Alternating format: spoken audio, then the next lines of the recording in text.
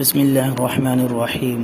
قربانی کے مسائل کا بیان چل رہا ہے۔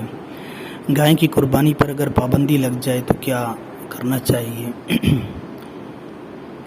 ہندوستان میں یا اسی طرح دوسرے جو ہندو ممالک ہیں یا ان کی حکومت ہے ان ملکوں میں، اگر ایسے ممالک میں گائے کی قربانی پر پابندی ہے تو ایسے ممالک میں اور ایسے علاقوں میں مسلمان گائے کی قربانی نہ کریں، بلکہ بکرا، بکری، دمبا، دمبی، بھیڑ، بھینس اور اونٹ وغیرہ کی قربانی کریں تاکہ فتنہ فساد اور قتال و جدال سے بچا جا سکے، کیونکہ اسلام اسی کی تعلیم دیتا ہے۔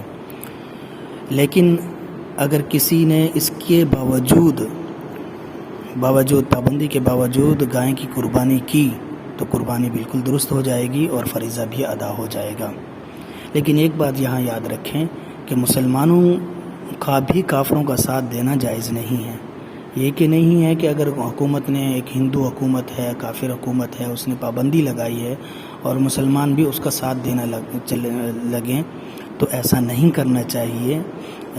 شعار اسلام ہے اور شعار اسلام کی بے حرمتی یا اس کو ناجائز کہنا یا اس پر پابندی پہ خوش ہونا یہ مسلمانوں کا طریقہ نہیں ہے، بلکہ مسلمان اس پہ سوزگار ہوں اور اس پہ غم ہونے کہ ہم گائے کی قربانی نہیں کر پا رہے اور ایک اسلامی فریضہ ہے اسے ادا نہیں کر پا رہے۔